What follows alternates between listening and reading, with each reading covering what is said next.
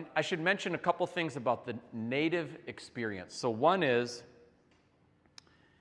there is a political identity, right? And we talked about that a little bit, who's Native, who decides kind of stuff. So, this is one of the things that impacts the work here, is that unlike all the other, racial and ethnic groups that are in the school district, there's a federal trust responsibility, to provide services for Native students.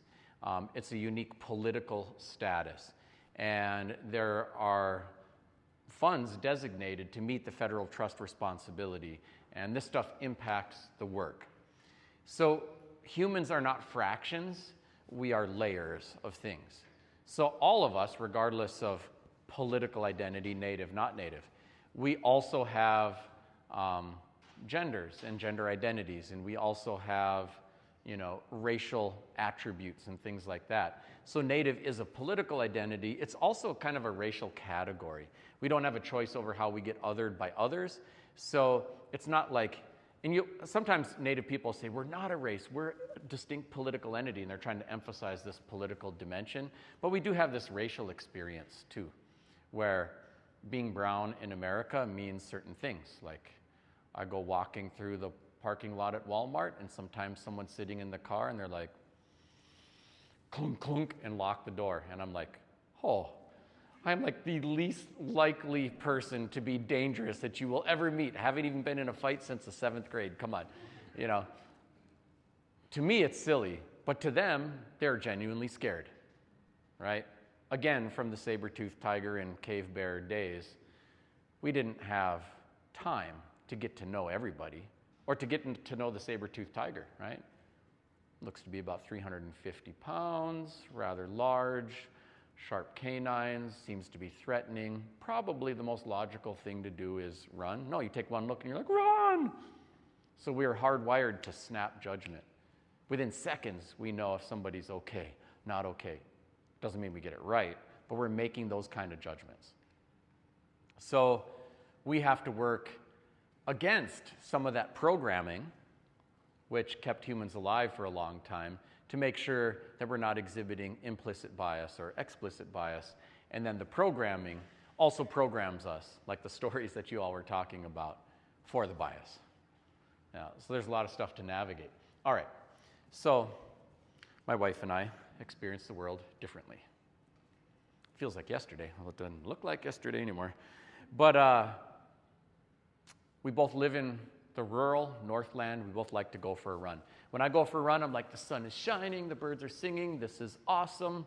I don't really feel super unsafe. I mean, there are people texting and driving, swerving all over. You can see, but I'm on the side of the road. I can probably get out of the way in time.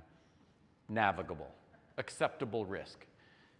Once in a while, somebody slows down and gives me a mean look, and I'm like, thinking about Ahmaud Arbery or things like that. Not super common, usually navigable. When she goes for a run, she has a different experience. So someone slows down and give her a long look, or pulls over to the side of the road to deal with your phone like you're supposed to. Her heart starts to race. She's like, this is it. This is going to be a sexual assault. What's my escape plan? Should I go back now? Should I run into the woods? Why did I go for a run? I could have just gone on the treadmill. Once in a while, including just a few months ago, she gave me a call on the phone while she's on her run. She's like, all right, there's these two dudes. They're white guys. They're in camo. They're in a truck. They pulled over. They're giving me a look. They went up past me again, and they pulled over again, and they're giving me a look again. I was like, well, I'll stay on the phone with you. Do you want me to come and get you? And she's like, no, just stay on the phone. I was like, try to capture a little image of the license plate as you're walking by. If you need to turn the camera on to video or whatever, or FaceTime me, let me know what you need. And then she stayed on the phone, got past them, and, I was like, because, yeah, you just described everybody in northern Minnesota. Camo, white guy's truck, like, come on. But she was scared, like truly scared. And that happens. And that happens not once, but with some regularity. The data says she's not as safe as me doing the same thing as me. And our many experiences reveal, and conversations reveal, she never feels as safe as me doing the same thing as me. And I happen to be a nice guy. I'm trying to do the things. I've actually been working at Bemidji State University now for over 25 years. I've chaired many search committees when we look for new hires. On every single one, I've made sure at least half the people on the committee are women. I'm trying to do the things that I'm supposed to do. But no matter how hard I try, and I don't even get it right a lot of the time. So much stuff I don't see, stepping in it all the time. But no matter how hard I try, I get to be safer when I go for a run.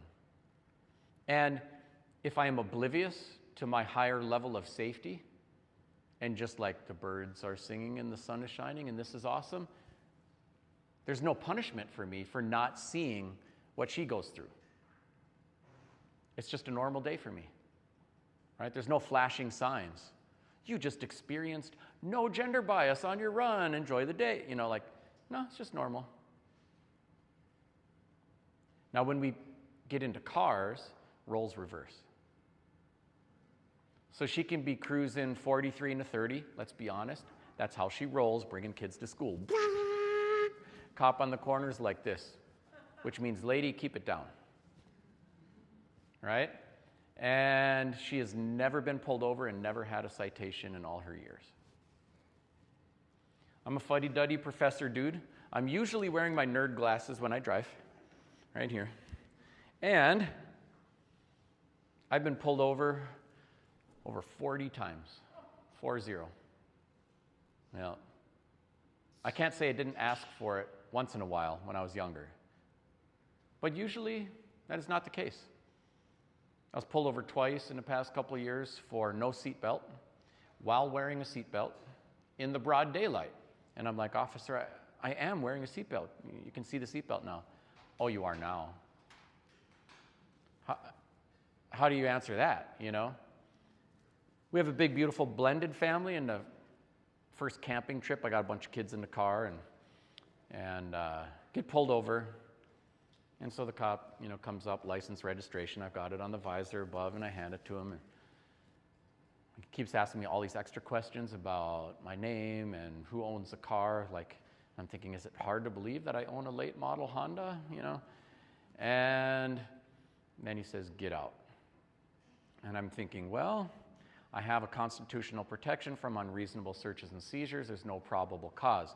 But if I say that, chances are my day's about to get a lot longer or a lot shorter, So, no problem, sir. Get out, pop the trunk, starts going through, and we take out all the camping gear. He's going through each thing, looking for something, hoping he finds some drugs or whatever, right? So he's going through all this stuff, and he says, you wait right here. Goes back. Ma'am, are you okay? Are you sure you're okay? And he starts giving her a shakedown. I'm like, are you well? Like that old Jodie Foster movie, Safe Room or something. And she's like, yeah, I'm fine. And then, of course, there's nothing. And we broke no laws. We weren't speeding. Everybody's wearing their seatbelts. So he hands me my stuff back, and he says, you have a good day. So half an hour later, get all the camping gear packed up, and we're ready to roll again. And I looked over, and I'm like, you sure you want to be with me? Because that's not the last time that's going to happen. Now, she stayed, but I've been pulled over many times. Our children have all been pulled over. She has not. And it's a lot of times. It's not one isolated incident. It is an obvious pattern of experience. And she happens to be a nice person.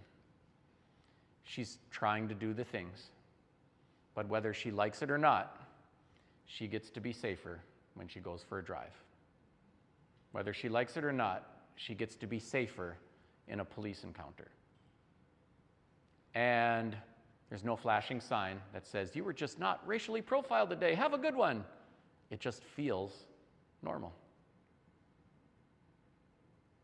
This is why having conversations in mixed company is helpful. Because we don't experience the world the way everyone else does. I think, there are a lot of dimensions, to this, but As humans, we are steeped in the Western cultural traditions, which include a lot of emphasis on individualism. Work hard, good morals, you get a piece of sweet American apple pie. What are your accomplishments? What are your degrees? What's on your resume? What's your last name? Did that go on the kids? Did that go on the partner when you got married? Like all those sort of things, right? There's a lot of me. And what have you done for me lately? And that kind of stuff, right? In the culture. And as a result, when we say that there's an issue, like we say there's an issue with sexism and patriarchy, men will often instinctively respond through the individualism filter and say, wait a minute, I'm a good guy, you don't know me. But we didn't say you're not a good guy. We said women aren't as safe when they go for a run. Can we do something about that? It's not personal. It's not about you. It's not all about you. Can we do something about that? And there's resistance to doing something about that because people feel they're being personally assaulted when we say there is sexism, and there is, or there's patriarchy, and there is. When we say there's a problem with racism, we think if there's racism, there has to be a racist. If they're not looking at themselves, they must be looking at me. And white folk often respond, wait a minute, I'm a good person, you don't know me. But we didn't say you're not a good person. We said black and brown people don't get to live as long. Can we do something about that? We said black and brown people aren't as safe in police encounters. Can we do something about that? And policing is tough, man. Our law enforcement folk put their lives on the line to do an important public service. We need them. We love them, we respect them. It's just an extremely difficult job. Some jobs, you just have to get it right all the time. Like airline pilots. Airline pilots cannot have a 90% success rate, call it an A-, and be good. If 10% of the planes crashed every day, nobody would fly. And nobody should. You just have to get it all right all the time if you're an airline pilot. And if there's it has to be extremely rare occasion when someone doesn't get it right, it needs to be a big deal. There needs to be a huge investigation. You need to find the black box. You need to find out if there's human error, fix it. If there's mechanical error, fix that. If there's, an error in the construction of the airplane, don't produce any more of those airplanes. There needs to be a response that guarantees that you're going to get it right 100% of the time, or so dang close to it that it's safer than driving. Right? In policing, unfortunately, we're not getting it right 100% of the time. We are getting it right a lot of the time. Most of the time. Depends on who you're talking to. Let's just say it's 90%. It's not enough. It needs to be more. And when we don't get it right, when George Floyd gets murdered because someone's kneeling on his neck for 9 minutes in a row when the other police officer is saying, I'm going to put you under arrest if you don't stop it right now, then there needs to be a full investigation and a proper consequence. And sometimes there's resistance to the consequence or proper accountability. And you give money for de-escalation training and it gets spent on military hardware. And there's an us-them thing. And it makes it harder. By the way, friends with the chief of police in our hometown, he put Ojibwe language signage on the cop cars, Gunawanjagang Minawa Nadamagang, to protect and serve. He comes to our courageous conversations about race. He believes in community policing. He is doing the things. And his team still pulled me over 40 times. So we need to do more, better. It's also helpful to me, just thinking about these things, because it's so hard. People get, being a police officer is scary. Your life is in danger to do a public service. And it doesn't feel good It's like the Vietnam War vets who were ethical and were called baby killers when they came back. That stuff does not feel good. Feel misunderstood, unappreciated. And so we can't address the perception without also addressing the practice. And we all have to muster a lot of grace to even talk about the things. I hope you find that this little part of the conversation wasn't like unfair or mean, but gives us an opportunity to talk about something tough and think about, well, what would the things be that we need to do? It's also helpful for me thinking about, like, race is weird, like we made this up. Humans invented the concept. There's really one race, it's the human race. And it shouldn't matter at all. But this thing that shouldn't matter is a good predictor for test scores, graduation rates, incarceration rates, suicide, and all kinds of other things. So it's like we do have to pay attention to this thing that shouldn't matter to get to the point where it really doesn't matter. Of course, it's shifting and changing all the time. The Irish were considered not white. To people in North Dakota, that usually sounds hilarious. Like, what could be whiter than being Irish? But the Irish were treated as second-class citizens because they were not white. It was a very Anglo-Saxon definition of whiteness. Then the definition of whiteness shifted, to include the Irish. Then the Italians were considered not white. Passed a bunch of laws to stop those not white people from coming here.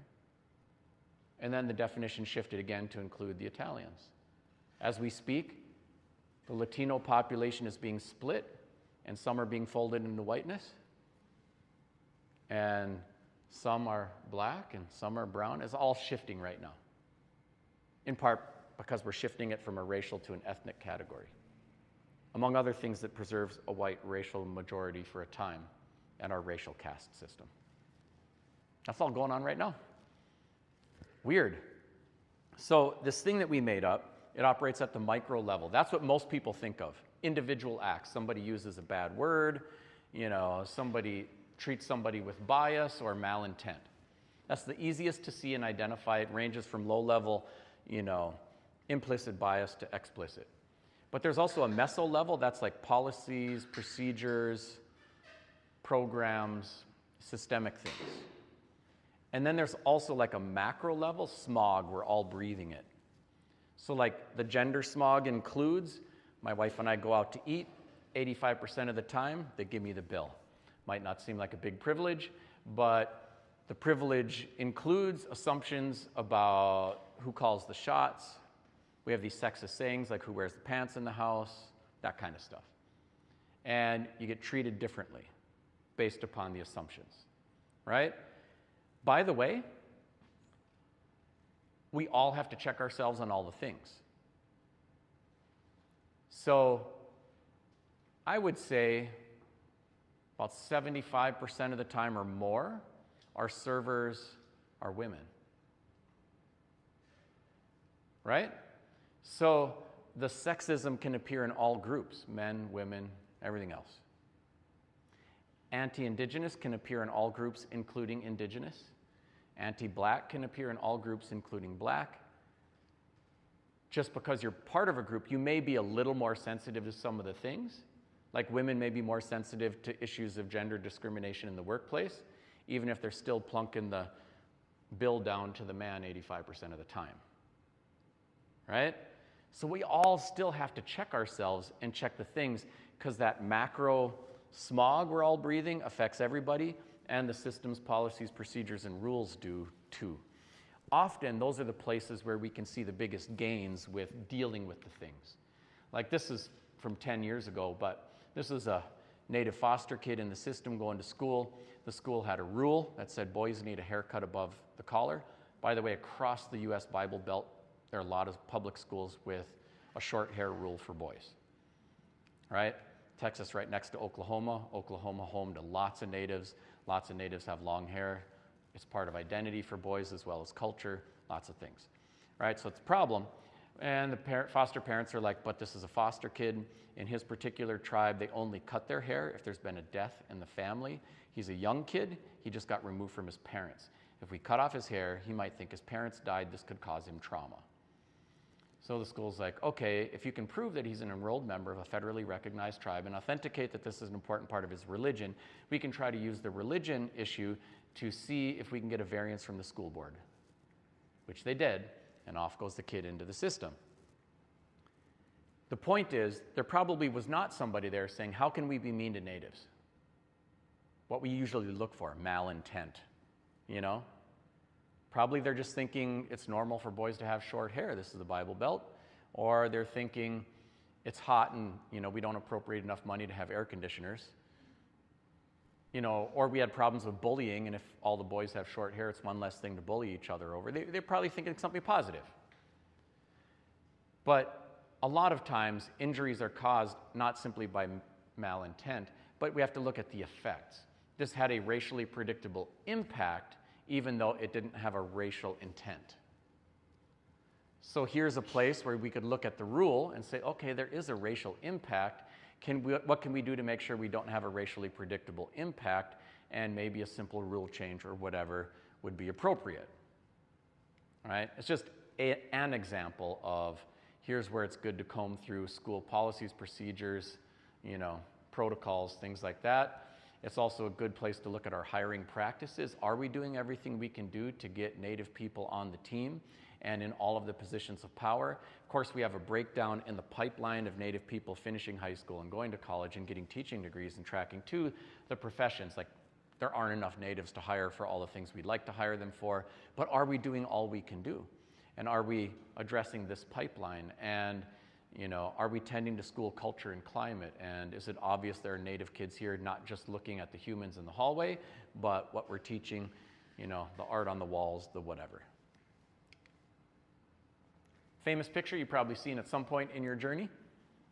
So over here, standing on the boxes, that's me going for a run, big boost.